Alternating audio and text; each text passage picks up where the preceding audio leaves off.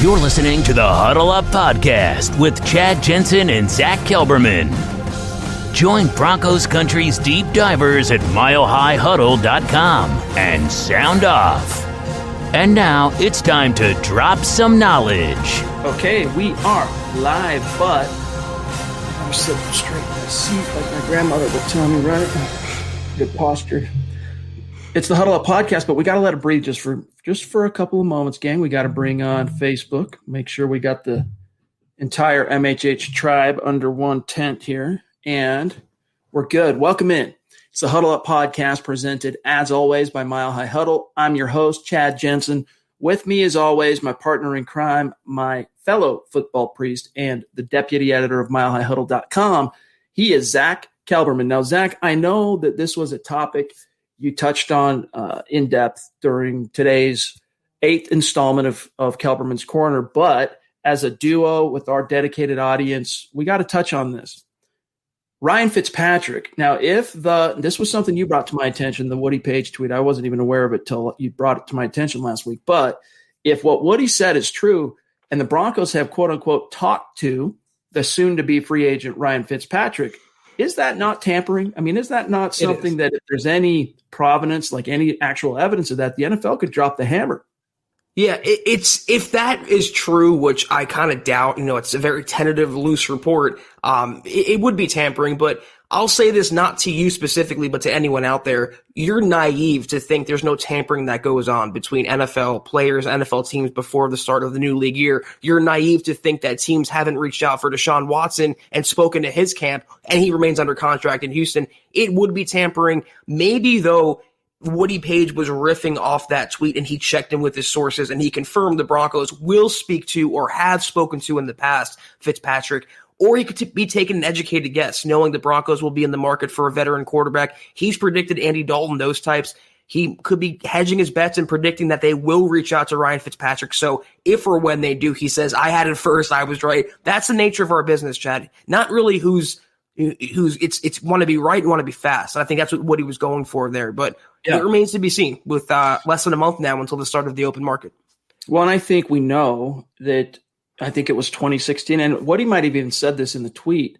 The Broncos did talk. John Elway, then GM, did make overtures to Fitzpatrick 2016-ish, but he wanted more than the Broncos were willing to pay at that time because they had just drafted Paxton Lynch. No, it was before Paxton. They were about to draft Paxton Lynch, but they had Trevor Siemian.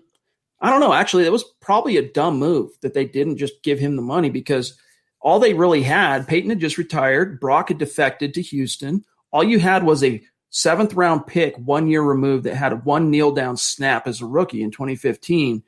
And then what you ended up settling for before the draft, right? Because this is a month and a half before the draft happened, and you got Paxton Lynch here, was a trade for Mark Sanchez. So maybe at that point in time, let's just put it this way, perhaps John Elway's evaluation on Mark Sanchez circa 2016 was on par or equal to that of Ryan Fitzpatrick.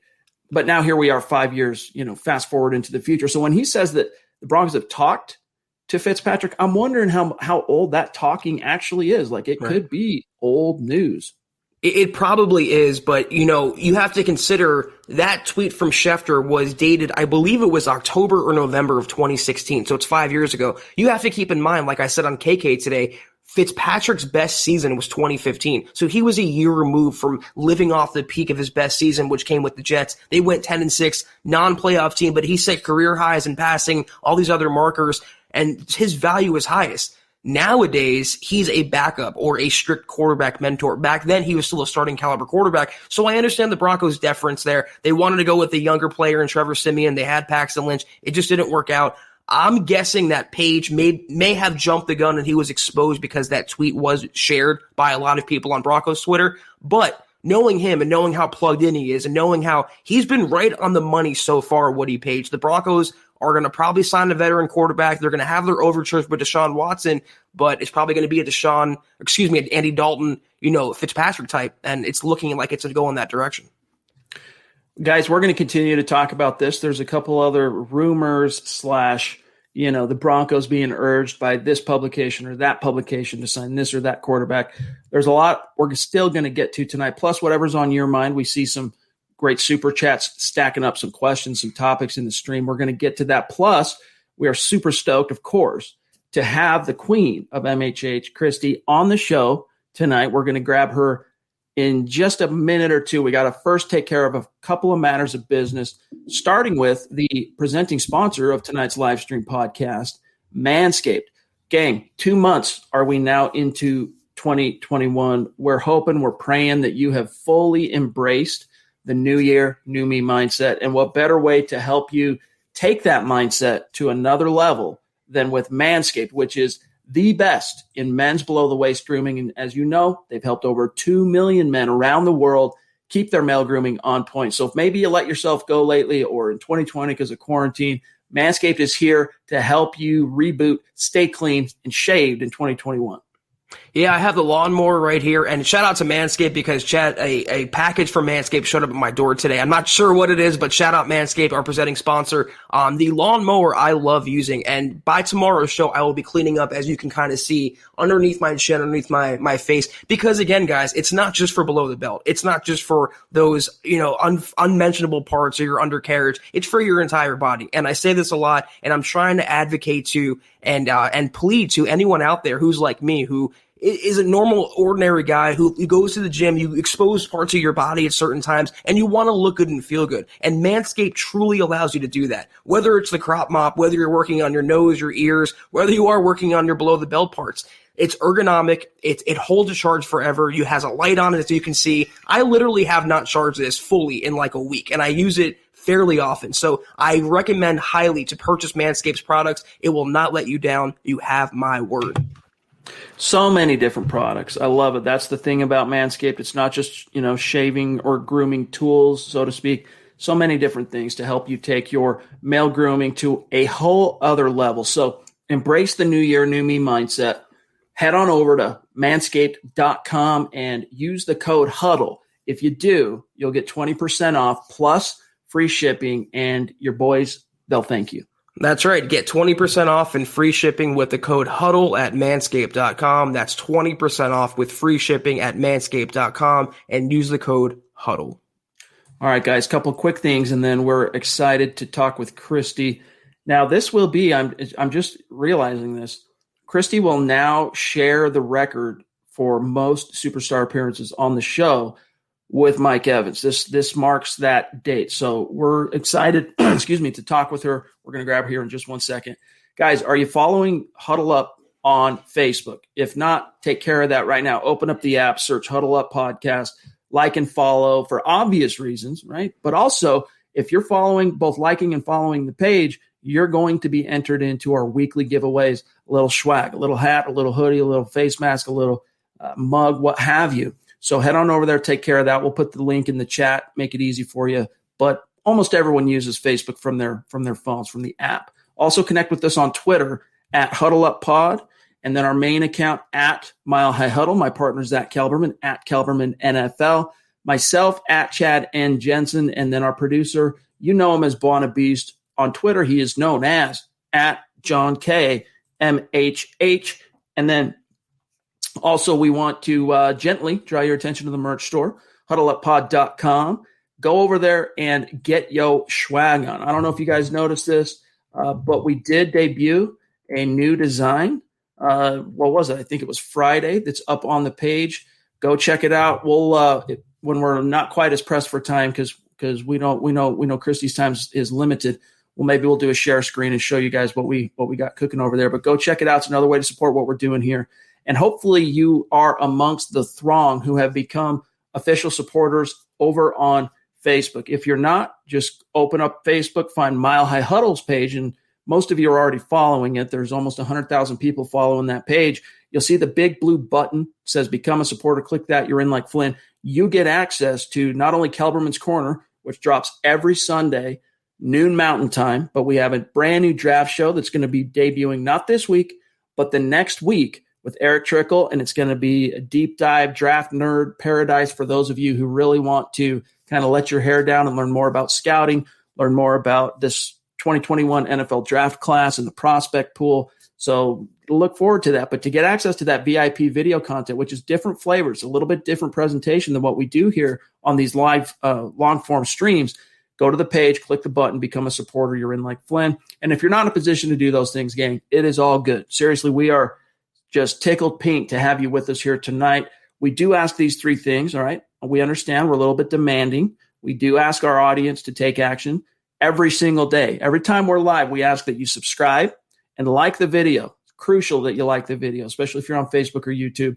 And the third thing, look, if we're doing a good job, we might not always agree on all the issues, but if you think we're doing a good job and you appreciate the effort, share this video out there. Help us continue to grow and reach new like-minded Broncos fans just like you. This is the Overtime Podcast Network. All right, let's bring on the queen of MHH. She needs no further introduction from us. All right, Kristie, who, gosh, it's been so long that, we've been connected with Kristie for many, many years now, but thank you. And she's a podcaster in her own right now. So it's great to have you on the show again, Kristie. Thanks for making some time for us. And how are you? I am good. Thank you for having me on again. It's always fun. And it's great to see everybody in the chat and everybody that I usually talk to. Absolutely. And hopefully you guys, I'm going to put it up here on the screen. Hopefully you guys are checking out Kristie's podcast that she does with Mundungus and Glenn right here. Okay.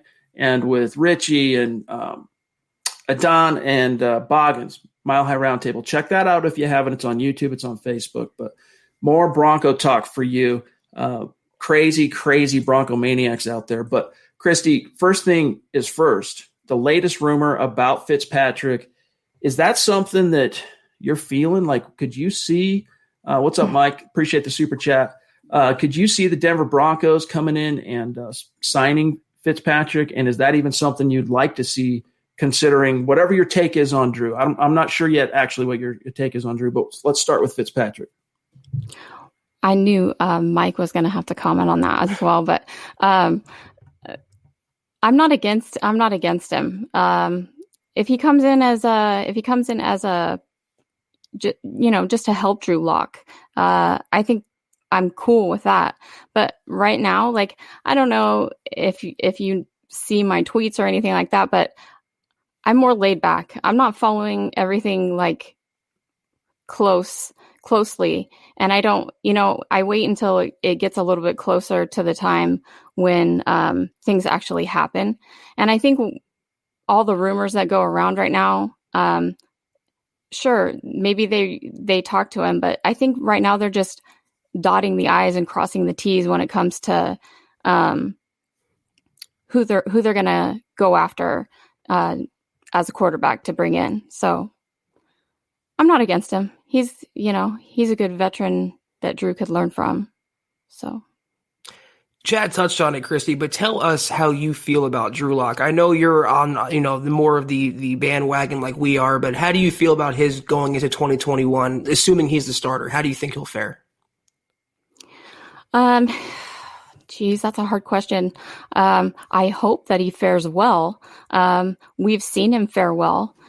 We've seen him do good in 4 games. But, I guess it all depends on the off season and what can happen during that time. I'm a fan of Drew Lock, and I want to see him do good. But I think, giving him the 4 games in the beginning should be enough to where we can tell, maybe we should move on from this guy or whatever they're going to do. Hey, what's up, Mark? Thank you for the super chat, my friend. Another fellow Mount Rushmore MHH OG. He says, "What's up, my guys?" And of course, tipping the cap to Kristie, the queen. Thanks, Mark. We haven't had you on the show since the calendar year turned over.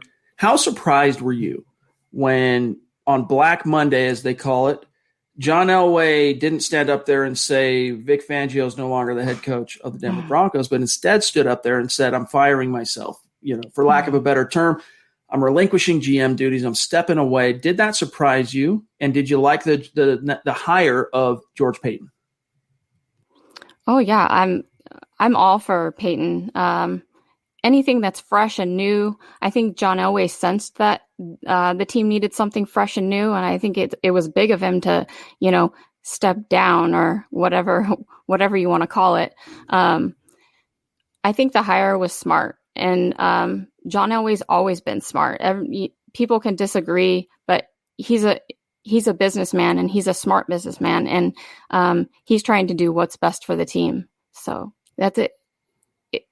It's a good fit all around for the Broncos. They have a young team, and now they have a new GM come in, and hopefully he can get something going, and we can go back to winning again.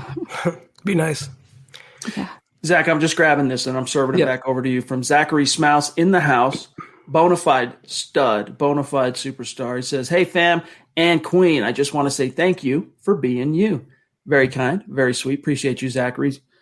Zach, your question for Kristie. Well, Kristie, I do read your tweets, obviously, and I agree with you about Deshaun Watson, but go ahead and please spit some facts for our audience as to, you admit, just like I do, just like Chad does, that Deshaun Watson is a better quarterback than Drew Lock, but what you would have to give up to bring Deshaun Watson here isn't very, permissive for a winning team. So can you please echo that if they don't listen to me, maybe they'll listen to you.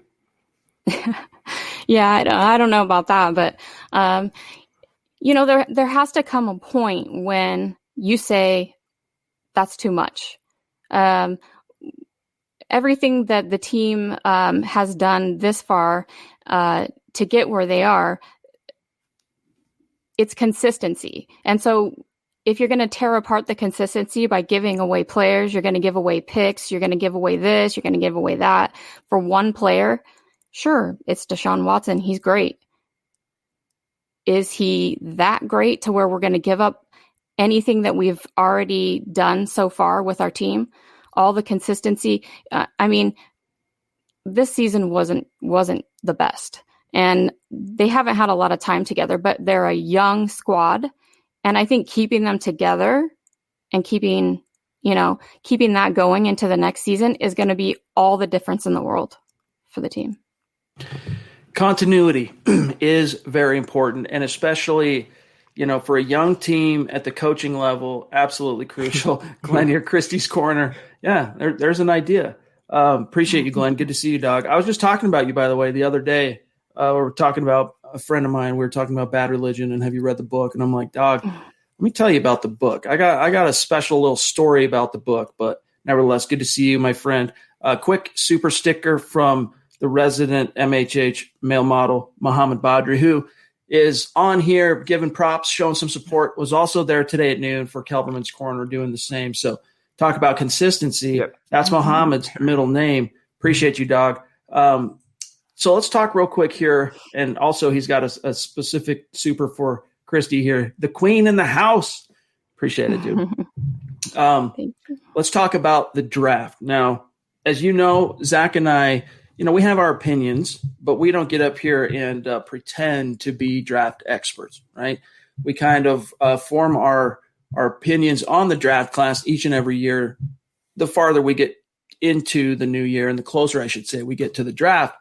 But we both kind of have our opinions on, what the Broncos should do in round one. And I think it kind of starts with what your take is or what your opinion is on Drew and what the Broncos either are expected to do or should do at quarterback. That being said, what do you want to see the Broncos do at pick 9 or wherever they end up selecting in the first round? This is a hard one for me because I think it all depends on how the chips fall. And I myself would like to trade back. I just see that's we've done that in the past several times. And, you can get several different players. And I guess it just depends on who's there when it's our turn. So I'm not crazy about getting another quarterback. Given the option, though, of a cornerback versus a linebacker, let's say, you would go for, if you were the GM. The need, whatever the need is. I think depending on how things go with Jawan James and, with everything like that, I don't know. I like to wait until it gets a little closer and I can feel it a little bit more. Yeah. No, it's all good. I mean, people, there's probably a fraction of those listening and with us now or listening after the fact that are going, in the first round, you never draft for need. And the BPA snobs that for whatever reason, they fail to recognize that, guess what? Every team that drafts a player in the first round, that player, guess what? It fits a need that the team has on some level. So you're basically trying to balance need versus BPA, and it usually boils down to, hey, what positions do we need a guaranteed starter within the next 2 years?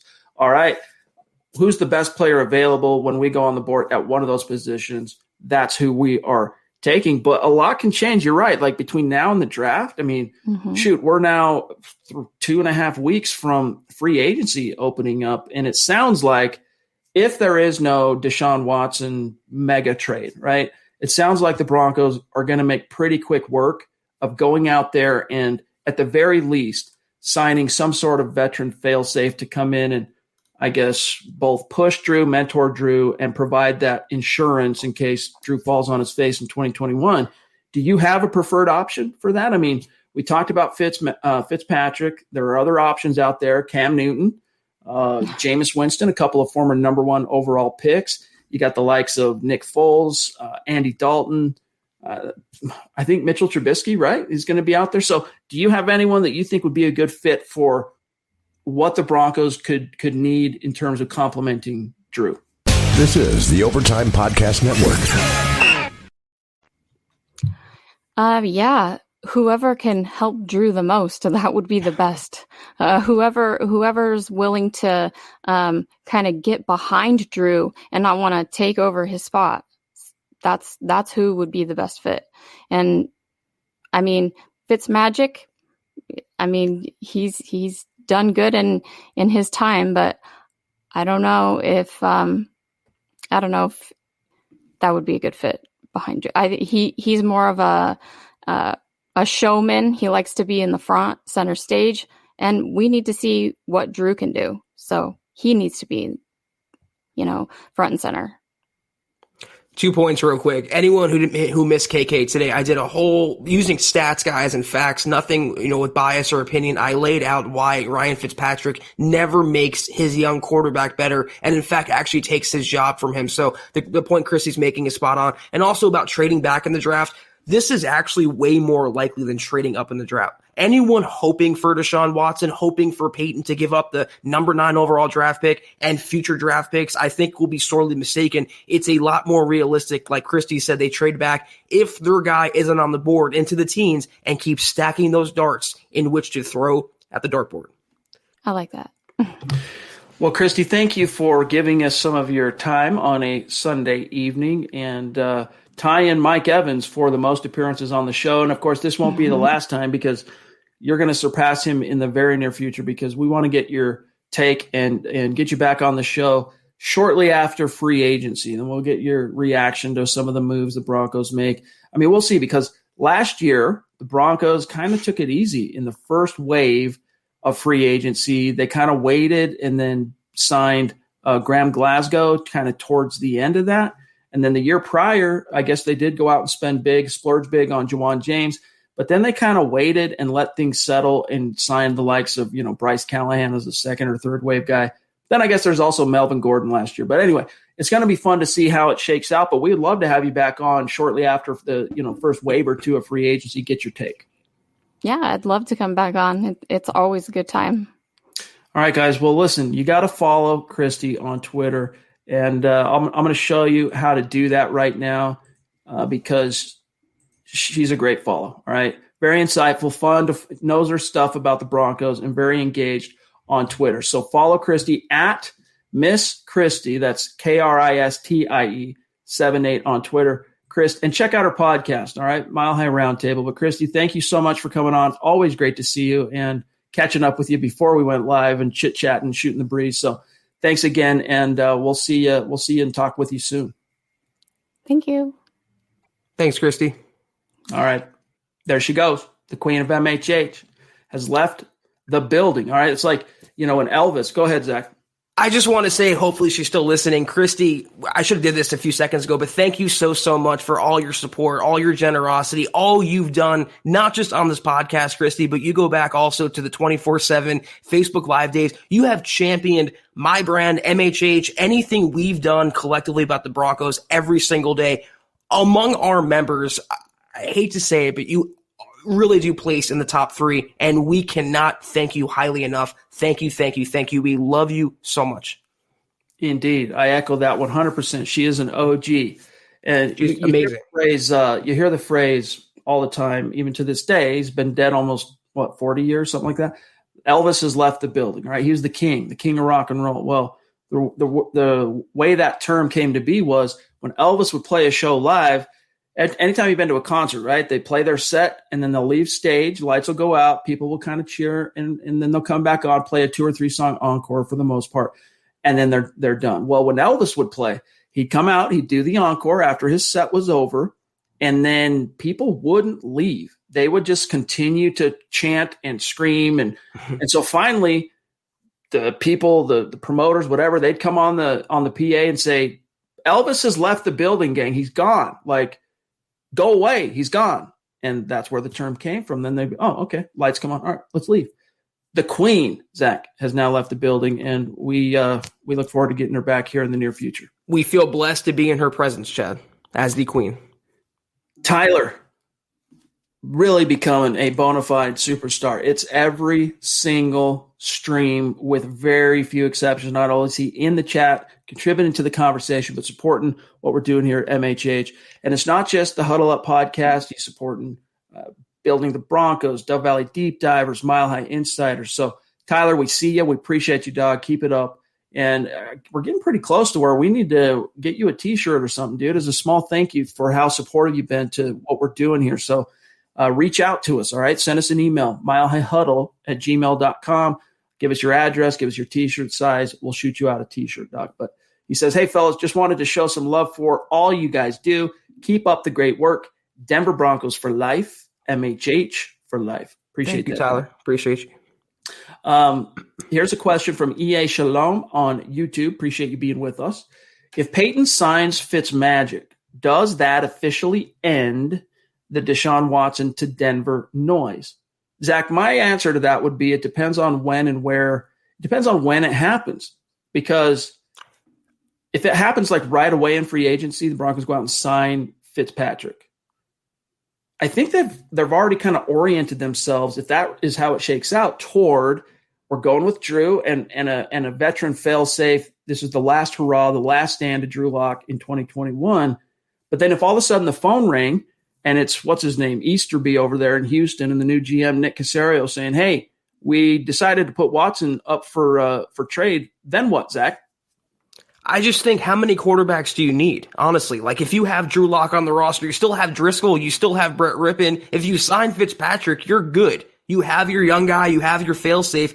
Again, maybe if Watson, he became available to Denver, they would consider it. But at that point, it's, why would you invest in Fitzpatrick and then taking on Deshaun Watson's contracts? I tend to believe if they do sign Fitz, it's an indication that they're going to run it back with Drew Lock one more year, like we've been predicting for so long. Because again, this Deshaun Watson saga is not going to be over with in a week or 2 weeks or a month. It can drag on through training camp into the regular season, and the Broncos, simply as good as he is, cannot afford to wait around that long.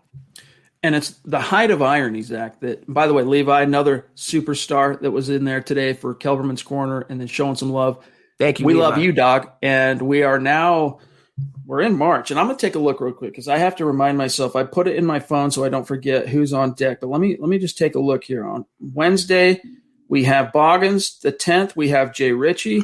The 17th is Chris, 24-year veteran of the Air Force. I might have botched the number there. Ed Keating on the 24th, and then the 31st is open, and it's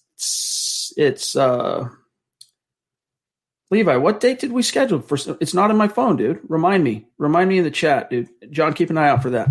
Anyway, love you, bro. Appreciate you. We're going to have you on. Maybe it'll end up being the 31st, even though I'll be on vacation. But nevertheless, I'll be still doing this is what we do. All right. It's 24/7, but thank you, my friend. Good to see you. Appreciate you more than we can say. Yes, thank you, Levi. Real quick, this is a point. Where'd it go? From Black Knight. He says, I would trade up for BYU quarterback Zack Wilson, in all honesty. And I want to point everyone's attention to a very good article, very insightful, very in-depth, that our Luke Patterson published today. And it's basically titled 3 Generational Prospects that the Broncos will have a reasonable shot at landing at pick 9. He included Zack Wilson on that list. And listen, I like Zack Wilson a lot. And in fact, the stuff, the film I've studied, which hasn't been a ton, all right, you guys know I don't ever front. What I have seen from him, he's very, very intriguing to me. Is he generational? Hey, all due respect to Luke, I defer to him in terms of his expertise on the class and whatnot. The draft guys spend a lot more time on that than I do, that Zach does. I'm not sure of that though, Zach. I don't have that gut feeling that he's a generational guy, but he is very, very good. He's an exciting young prospect. And if he wasn't a one-year wonder, I would probably have a much more, some oomph to my belief in Zack Wilson. But trading up for him, that would be a pretty penny. And I still don't think he's getting past pick 2. Whoever picks at pick 2, I mean, that might even get traded around. He's probably not going to get past 2. Yeah, I mean, you'd have to trade up in the top 5, the top 3, and at that point, you're giving up so much capital. Might as well trade for Deshaun Watson, a proven quarterback. But Zack Wilson, I agree with you, Chad. I don't see generational talent, but I do see the possibility of Zack Wilson being the best quarterback in this draft class. And I've always said Trevor Lawrence never really blew me away. I don't see him as being generational either. An Andrew Luck or a Peyton Manning. I think Zack Wilson, though, the moxie in which he plays with his arm, he can run, he's a leader. He really has the entire package at quarterback. If this was a different universe and the Broncos were in his range or were going to draft a quarterback this year, I would be all on the Zack Wilson bandwagon. But I'm being realistic. He's not going to end up in Denver, but I do think wherever he goes, he will be a long-time NFL quarterback, probably a perennial Pro Bowler. I am very high on Zack Wilson. This is the Overtime Podcast Network. We continue, for whatever reason, and no disrespect, Jonathan E. on Minshew Mania, to get questions about Gardner Minshew. Like, it's one thing to get questions on like an Alex Smith, right, who's under contract. It would take a trade to get him here, right? But at least like Alex Smith is bona fide. He's not Patrick Mahomes, all right? He's not Aaron Rodgers, but he is an well above average, experienced NFL veteran. That's a guy that, look, if you like him, it's worth the conversation of what it might take to acquire him, right? It's at least worth the conversation. Gardner Minshew, we'll bring this up many times, I'm sure, Zach, between now and March 17th, but I don't see it. I just tell me, guys out there, is it because you're so fed up with Drew Lock? Is it because you'd want any other quarterback in the building? Is it because he showed that modicum of success in Jacksonville? But I mentioned this on KK today. If you're looking to replace a young quarterback, why would you mine the Jaguars depth chart? Why would you, go to that point for a guy whose best feature as an NFL quarterback is his mustache and the stuff he does on social media posing like he's an IG, model? It's not what I want to see from my quarterback. And we all, or I don't, but some people knock Drew Lock for his antics and his showboating. You'd be getting Drew Lock on steroids with Gardner Minshew, a guy who's done nothing in the NFL to deserve his clout, nor for the Broncos to give up a draft pick for him. I hate that idea with a capital H. Ian on Facebook, appreciate you, my friend. He wants to know, do you think Denver will go after a veteran corner like a Patrick Peterson? Interesting question. We've talked about this, and we'll continue to talk about this, I'm sure, until free agency hits on March 17th. But Patrick Peterson was featured among 11 other veteran corners from an article that Bob Morris published last week. I encourage all of you to go check that out. He's going to cost some money. I mean, there's someone out there that's going to go, look, there's a former top 5 guy, former perennial all-pro corner. We think that he's got another 2 or 3 years left in the tank. Let's splurge and spend some money on him. That team will be disappointed. That team is going to find in Patrick Peterson his best days are behind him. I mean, very evidently, and that the juice isn't going to be worth the squeeze. But what's your take on Patrick Peterson, who was at one point one of, if not the best, lockdown corners in the game. I think that point, though, passed him by a couple years ago. He's still very serviceable, but for what he's going to command on the open market, the Broncos just cut A.J. Boye in part because of his salary. I don't think they're going to swap one overpaid cornerback out for another. They're not be getting the 2015 version of Patrick Peterson to be the 2021 version, which is a far cry. I'll keep saying this. Sign a mid-level cornerback like a Mike Hilton, Mackenzie Alexander, someone like that, Troy Hill, and then go and draft Caleb Farley or Patrick Surtain, number 9 overall, and then double dip, maybe in the second or third round, and add another young, cheap, upside cornerback. You don't have upside, you don't have youth, and you don't have inexpensiveness with Patrick Peterson. He's going to be a guy who chases a ring. I mean, what else can he do in his NFL career? Either a money or a ring. So I can see him going to Dallas. I can see him going to a team that likes to make headlines, but in Denver this year, it doesn't make sense financially or personnel-wise. I like this comment from Diamond Rattler in McLovin's voice from the what was it, Superbad? What's up, guys? What's up, guys? I love that, dude. Classic. I told her what time it is. PFF headline: PFF urges Broncos to sign Cam Newton and draft a Justin Fields or a Trey Lance. This was an article written by Nick Kendall last week, or Friday, or actually it was yesterday. And in it, he lays out, I think it was from the podcast, if I'm not mistaken. Let me find this real quick. Yeah, from the PFF 2-for-1 Drafts podcast. And they talked about the fact that the Deshaun Watson thing is kind of a dream. No one's discounting it as a possibility because even the height of irony, John McClain of the Houston Chronicle, who in January scoffed and was very dismissive, he'll never be traded. Watson won't be traded. Just last week tweeted, the time has come, Zach, for the Houston Texans to entertain trade offers for Deshaun Watson. But nevertheless, the premise of this conversation, here's what they said, quote, this is Mike Renner of PFF, quote, Deshaun Watson is the dream here. The roster is enough that you would love Watson as your quarterback, talking about the Broncos. You would be willing to give up your picks for it. If you don't get Watson, in my opinion, I would sign Cam Newton in free agency and then go target Trey Lance or Justin Fields. Zach, your thoughts on that premise? I'm going to quote Dalton Reisner right now. PFF is fake news. I have no care in the world what they say, what they propose, what they call for. Cam Newton, did anyone watch him throw a ball last season? He put all of his might into every pass. That dude's shoulder is shot. All he has is rushing upside, and even that is capped. He's a future backup, if that, going forward.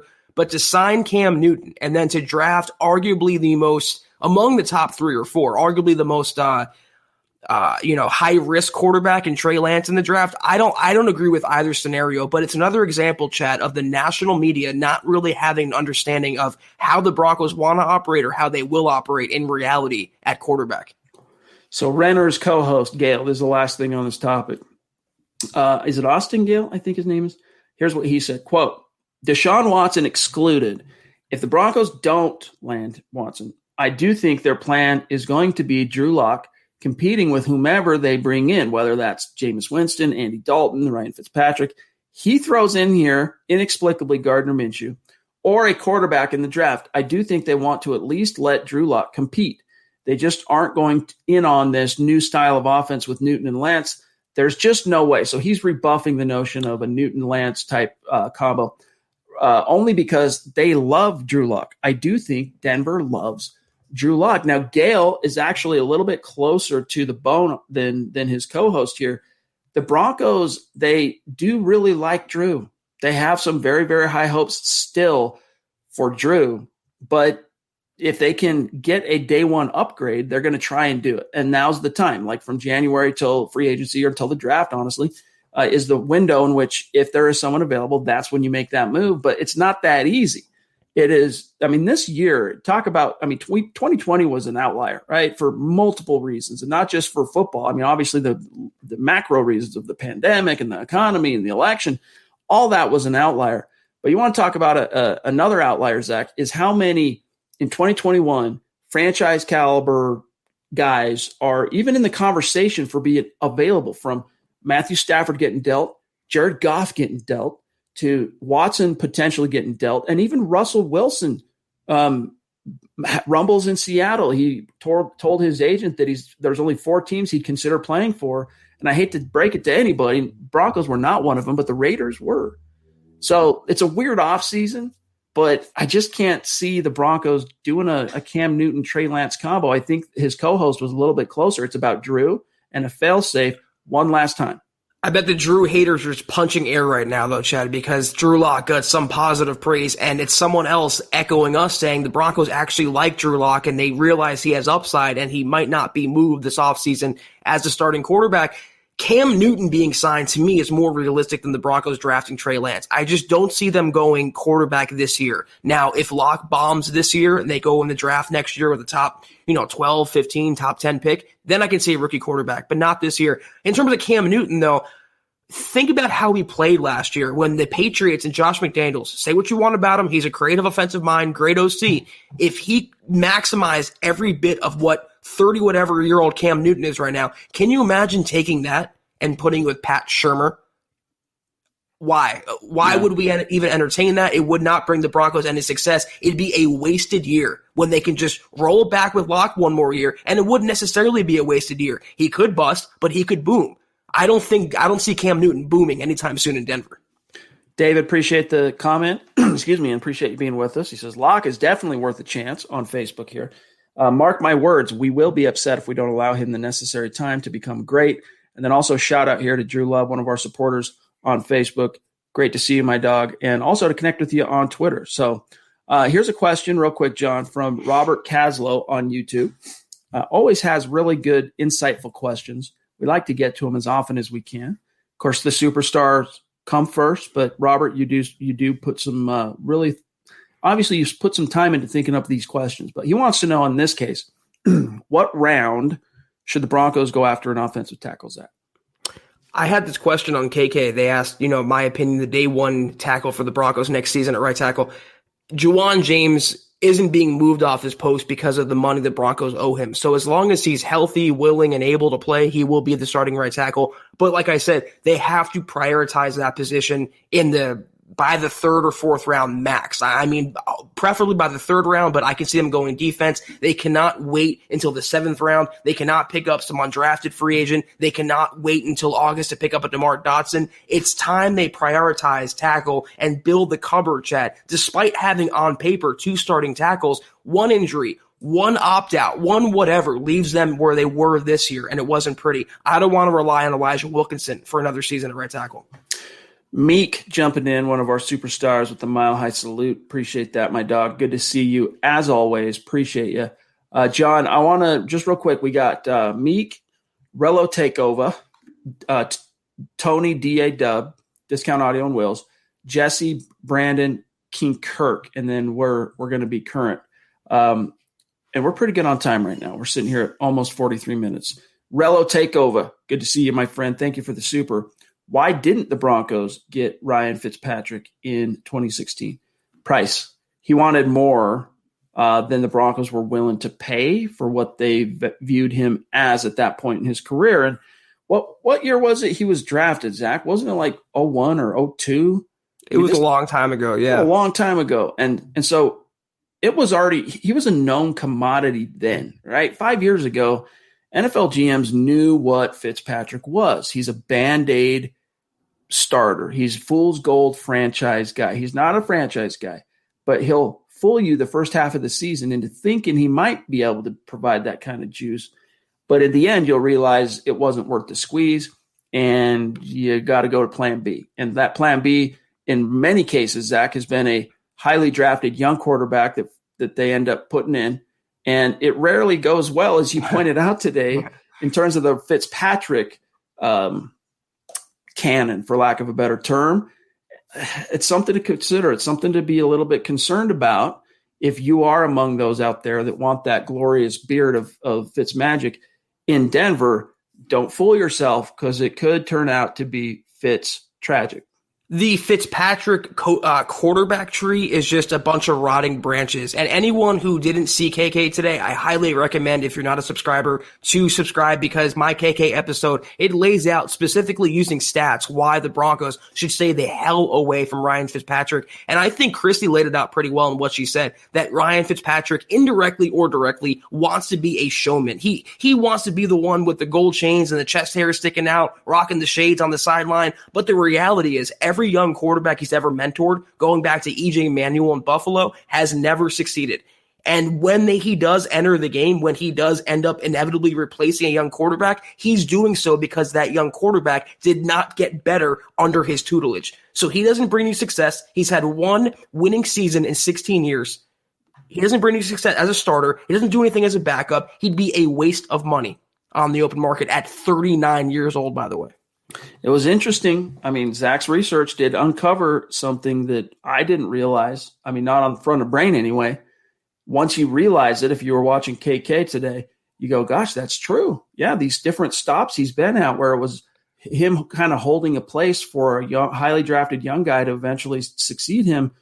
It never panned out for that particular quarterback. So real quick, Leroy, I'm flashing you, and then I'm going to read it because it's a big question. But he says, if Peyton doesn't have faith in Drew Lock and wants a new quarterback to come in, do you move up and get the quarterback that you want? Do you bring in a vet like Winston to take over at quarterback, or do you do a blockbuster trade? So if Peyton doesn't have faith in Lock and wants a new quarterback, how do you procure that quarterback? Zach, just saying, if that were the case, like if Peyton really wasn't about Drew Lock, what would be the best method in your book to actually find that upgrade? For this season or for going forward? Yeah, this season. If I don't know how he can even determine that, though, if he hasn't seen him play even one snap of an offseason practice. I think the common thought right now is, okay, we're probably going to give Locke the benefit of the doubt and let it run it back with him as the starter. But in that scenario, that's why I see the Broncos not breaking the bank, not giving up the farm for Deshaun Watson, but still signing a quarterback. Could be Dalton, could be Foles. God forbid it's Minshew.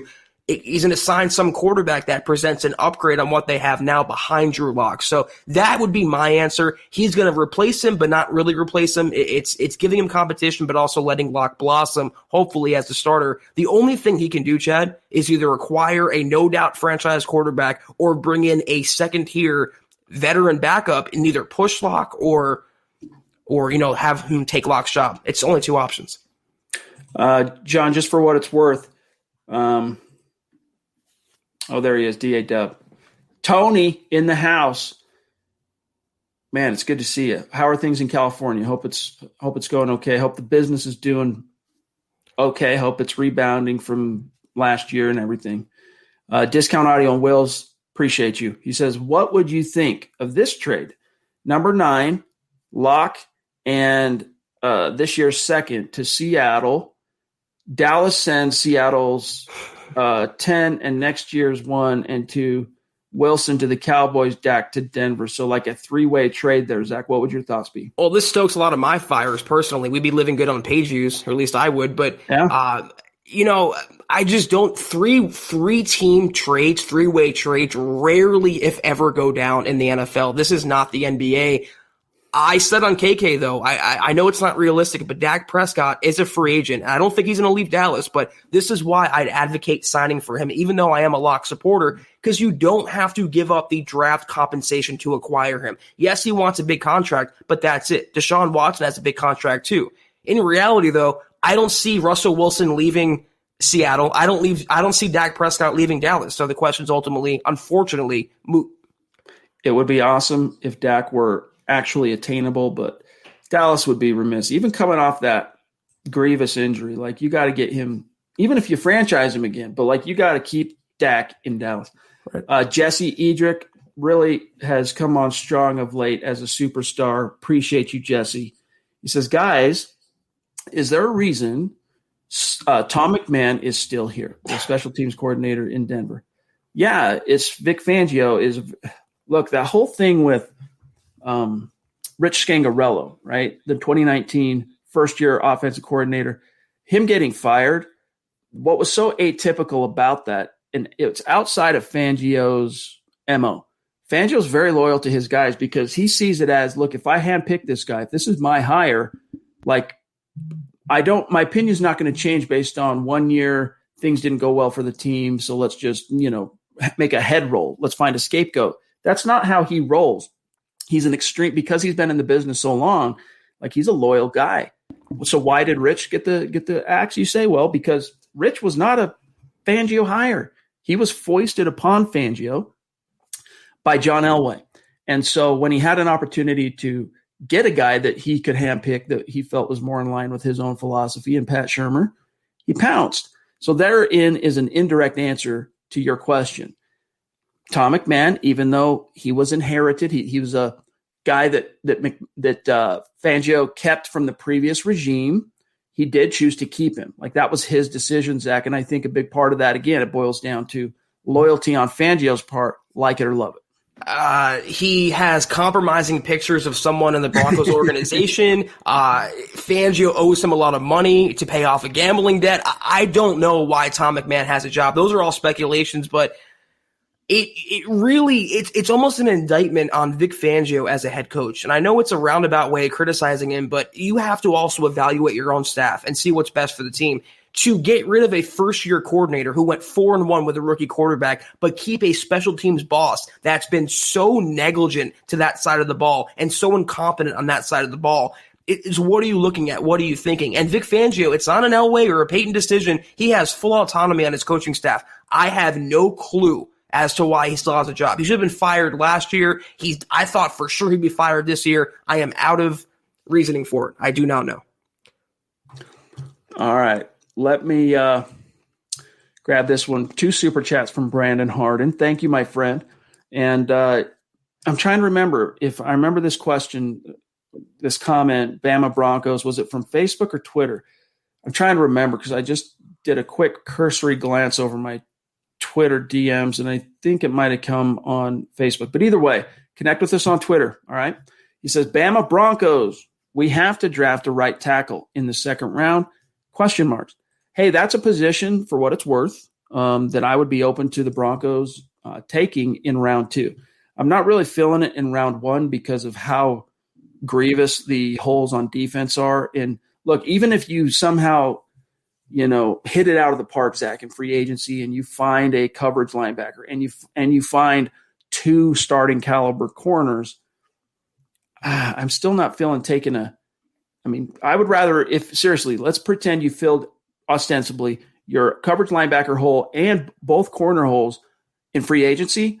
I would actually, in the first round, rather the Broncos go get an edge rusher that can succeed Von Miller at some point. And by then, Von might not even be a Bronco. We'll see. But then offensive tackle in the first round, depending on the board. So round 2, I could live with that, definitely. Yeah, I'm with you. I want to diversify the Broncos' needs because despite what people who want Deshaun Watson think, they're not one player away from winning a title. There are multiple players away with multiple holes on the roster. So I'm right there with you, Chad. If they go out and handle their business in free agency by signing the mid-tier guys or signing guys that you can plug and play at certain spots, you can't have Pro Bowlers at every position. But if they do that and they go into the draft with pure BPA in mind, I'd be on board with that as well in a second. John, I'm going to grab Joey here on Twitch, and then I've got King Kirk, just FYI. Joey on Twitch, consistent, regular.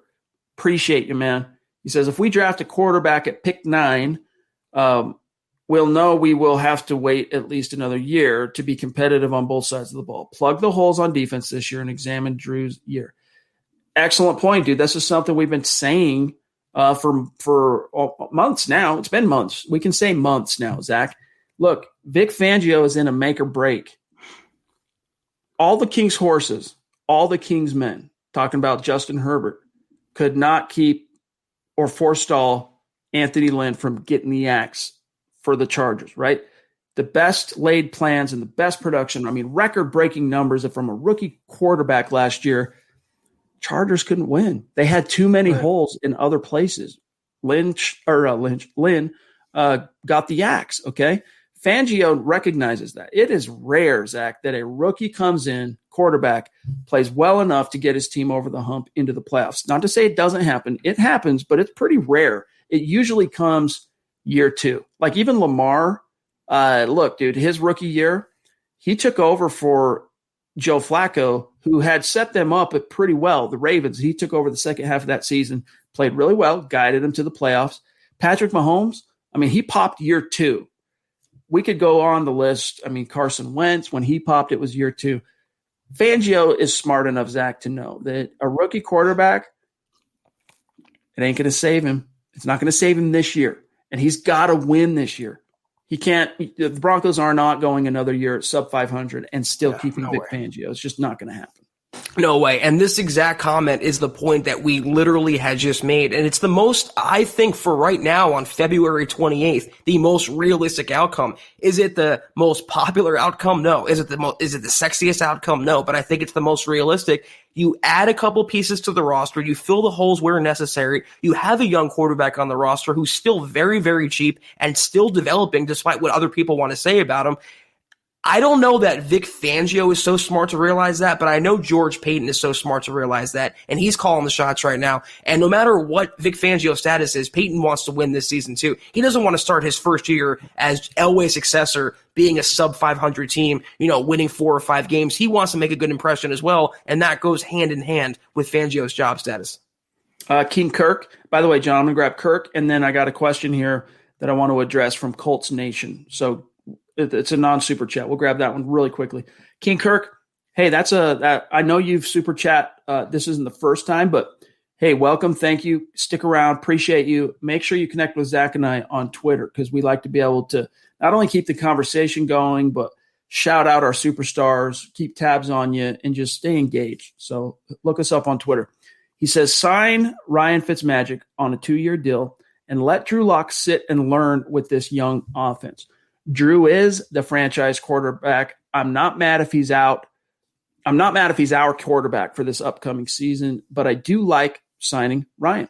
Look, I don't hate it. Like Zach's opinion on Fitzpatrick is probably a little bit more absolute than mine, but it has been tempered, my opinion on Fitzpatrick, by what you uncovered today during Kelberman's Corner. Made me think, if you're going to roll with Fitzpatrick, I almost think, Zach, you have to roll with him as your starter. Like he's your guy, because he's not going to, if you expect him to come in and tutor or mentor a Drew Lock or a rookie draft pick, I mean, the best predictor of future behavior or the best predictor of future results, right, are past results. And it hasn't been there for whatever quarterback is behind Fitzpatrick looking to be groomed by that team. And even if he's not the starter, he just has that air about him where all the reporters and the analysts and the media would almost be campaigning for him to take over eventually. It'd be fait accompli that he'd be the starter at some point this season. Locke doesn't need that. He needs a better backup behind him. He needs someone to push him. He should not be grandfathered or handed anything this year. But Fitzpatrick, to me, is not the answer because, again, you don't get better with him as your starter, and you don't get the young quarterback does not get better with him as the backup. I will say this, and this says a lot about how I feel. I would take Fitzpatrick over Gardner Minshew because at least Fitzpatrick has accomplished something in this league. You tell me, Chad, what Minshew has accomplished as an NFL quarterback. Beat the Broncos in week 4 as a rookie. That's about it. He's like the one rookie quarterback outside of Justin Herbert last year in the second game that has defeated a Vic Fangio defense, in the last few years, like the last half decade. It's pretty rare that happens. That's it. By the way, Colts Nation wants to know our thoughts on the Carson Wentz trade, and I only want to spend like 30 seconds on this, Zach. I do think this could actually be a sneaky, under-the-radar win for Colts Nation because of the Frank Reich connection. If anyone can fix this cat, it's Frank Reich. So he actually went and landed with the only team, in my opinion, that has a snowball's chance in hell of fixing this dude. And smartly, Indianapolis went and hired a bunch of his former assistants that work with Wentz, like Press Taylor, the quarterback's coach. I think it was a good move for them. It's just a bad look for Philadelphia because they're paying, $29 million, $39 million for him to not be on the roster this year. The Eagles had to make that trade, but the Colts, given that coaching, and that's why I talk about the Deshaun Watson maneuver for Denver, because you'd be bringing him to Pat Shurmur's clutches. At least for Carson Wentz, he's going to a better offensive system that fits his style with a bona fide play caller in Frank Reich. It's not my favorite deal. I don't think he's going to lead them to a title, but I do think it was more of a win for Indy than it was for Philly. By the way, Greg, free agency officially opens March 17th in the legal tampering period 2 days prior, so deals can start getting done and agreed to in principle March 15th. So we're only a couple weeks out. Michaela, superstar, good to see you. Appreciate you. She says, mark my words, Locke will blossom this year. We appreciate the bold prediction. We appreciate the support. And I'm not sleeping on that as a possibility. I don't think it's so bold. Honestly, I think with the right things in place, Chad, and if things break correctly, he can have a big year like we were predicting. So I'm right there with you, Michaela. All right. We are about to cross the 1 minute mark, so we got to hustle. And Angelica says, Wilkinson is all but gone, in my opinion. We'll see. Like, I would tend to agree with you, but someone in that building freaking loves Elijah Wilkinson. I'll go on record now. I did this I think a month ago or whatever. I think the Broncos, I have a funny feeling they're going to re-sign him to a short-term contract because like you said, there is someone there, whether it's Munchak, Fangio, Elway, who loves them some Elijah Wilkinson. I would not be surprised at all, nor should you be, if he comes back on a 1 or 2 year deal. Christian, a.k.a. Team Jokic, jumping in. I always butcher the name of that dude because I don't watch basketball. I'm not a basketball. I freaking love basketball back in the day, but I don't have time for it. So it got sissified now, Chad. It's all a wine drinking, cheese eating sport now. There's no tenacity to it anymore. And it's one of the reasons why neither one of us could do sports talk radio during the day. Like, I don't have any interest in talking about basketball with you. Even if I was getting paid to do it, I wouldn't take that job. I mean, I don't want to talk about that. I don't want to talk about the Rockies. I don't want to talk about the Avalanche. I love the Avalanche and I love the Rockies, to be honest with you, but it's not what I really am following. It's not my passion. It's not what I'm interested in.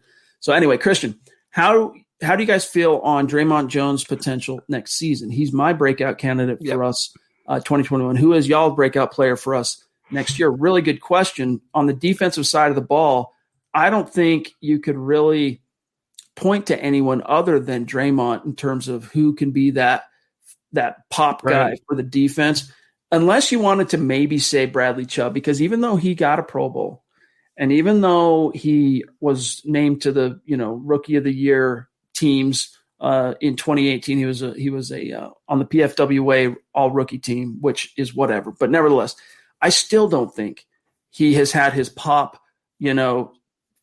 storming onto the NFL stage moment. And by moment, I'm not just talking about like a singular play or a singular game, but like that season where he just takes over the league type thing, like you've seen from all the best defensive stars in days of yore, whether it's Vaughn, JJ, Khalil Mack.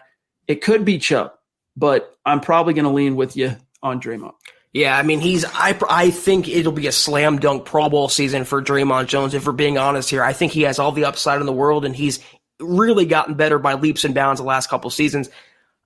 There's no other candidates I can think of. Maybe Sternad if he starts at inside linebacker, but that's a long leap. And also Michael Ojemudia at cornerback. If he develops into a cornerback too, and he has Bryce Callahan and maybe Caleb Farley playing opposite him, you never know what could happen. But Draymond has Pro Bowl written all over him in 2021. John, so Tony, of course, you got, and then Brandon and Dale, and then we're out of here. So Tony, good to see you again. And he says, everything is great out my way, fellas. Good to hear. Always great listening to you guys. Hit the like button. Appreciate that, dog. Go Broncos. Thank you. Thank you, Tony. Appreciate you, my friend. Brad, thank you for the start of another Facebook OG that was there today for KK and Brad. We see you. We appreciate you, man. Brandon jumping in again. Bama Broncos. By the way, he's a big Crimson Tide. That's his team in college, and the Broncos are his team in pros. You didn't pick that up yet. Who do you think? What do you think of getting Big Ben to back up Locke?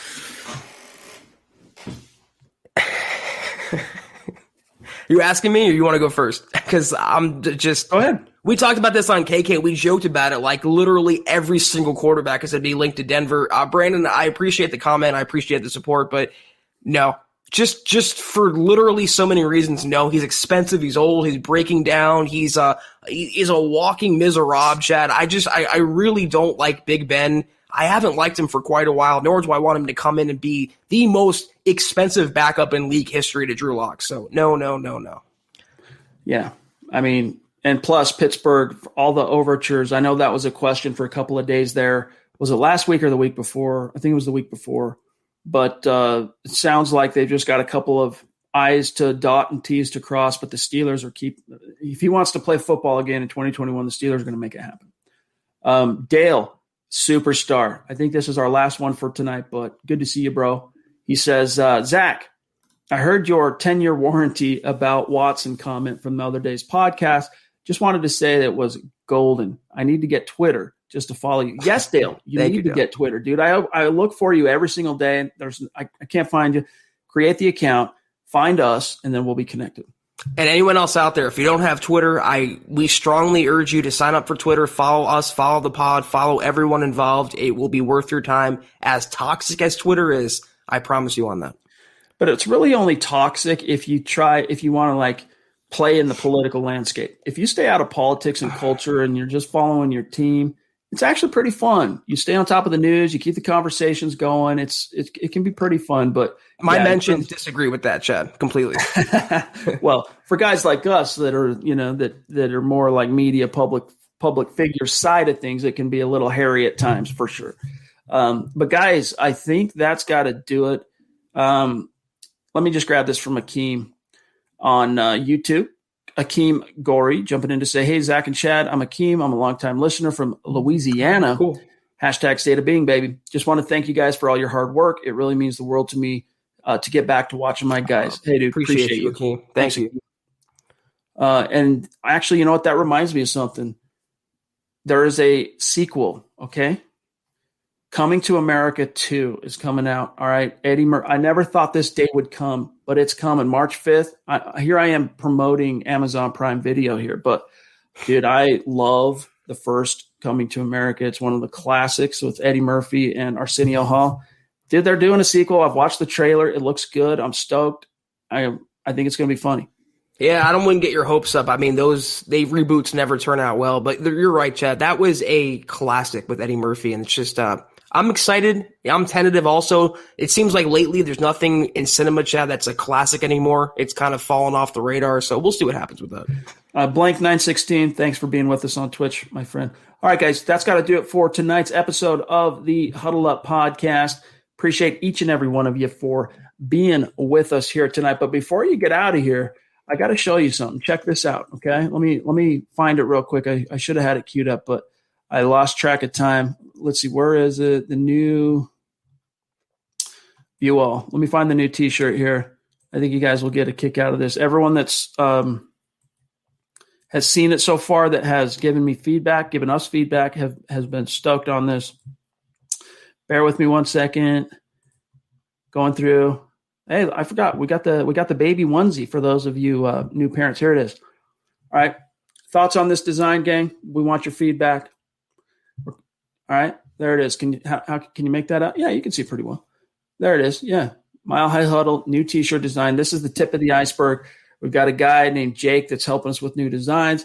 John is actually working on some designs too, and there's going to be a lot of new options for you on huddleuppod.com. So head on over there, get your swag on, and we appreciate you. And before we go, reminder to follow the podcast page on Facebook. I just put the link in the chat, but let me just show you guys real quick here. You don't want to miss out, because we're putting right now, as we're building up the audience, we're putting clips from the show. We're sharing articles there. Here's what it looks like. All right. Huddle Up Podcast, daily Denver Broncos coverage. Go find it on Facebook. Give us the like, give us the follow there. And then you're going to also, by doing that, enter yourself into our weekly giveaways. We'll announce tomorrow who the randomly selected winner of this week's giveaway is. So stay tuned for that. But guys, before we get out of here, follow us on Twitter at HuddleUpPod and at Mile High Huddle. My partner Zack Kelberman at Kelberman NFL. Myself at Chad and Jensen, and our producer, who is a sweetheart teddy bear, but he will rip your face off, aka at John K. MHH Superstar. And then what else, Zach? Real quick. Guys, become the supporter that you are. You're already a supporter. Take it to one small level above where you are now if you're not already a supporter. This is tip of the iceberg. We're scratching the surface. Kelberman's Corner. We've got Eric Trickle's draft show coming second week of March. And then as we build that up, we also have some huge plans to roll out our YouTube membership. And that's going to be rad, because we're going to do a lot of cool stuff that you haven't seen yet We're going to make ourselves open to like direct Zooms with our membership where we can hang out. You can talk to us personally without like a broadcast where it's just us talking. A lot of different things that we have rolling out for our YouTube audience. So we don't want our great YouTube community, Zach, thinking we're neglecting them. Yeah, we're trying to be all-inclusive, and we have a lot of exciting things. I know we've been teasing it for a while, Chad, but they are coming. They are being rolled out, and KK was really good today, guys. Anyone who's witnessed it, again, we broke down why Ryan Fitzpatrick should not be a Denver Bronco next year, and that is like the crowning KK episode. If you're on the fence about joining or becoming a member, let that guide you to the way, to the light of joining. I promise you, it's worth it. And there will be a clip up that I know Kim put together on YouTube from today's show of Kelberman's Corner, so you can get another kind of preview taste of what that's like. It's just a different flavor than what we do on these more long-form podcasts. Shout out to Big Earn. Good to see you, bro. But other than that, Zach, hey, dude, start to a new week. Sign us off, and we'll circle back tomorrow night. New week, new month. I don't know about you, but I wasn't too fond of February. I'm hoping March is better, so we'll get to that tomorrow. Maybe we'll have some free agent news, some quarterback news coming out, but have a great night, Chad. Have a great night, John. Have a great night, everyone else out there. Take care, and until next time, go Broncos. You've been listening to the Huddle Up Podcast. Join Broncos Country's deep divers at milehighhuddle.com to keep the conversation going.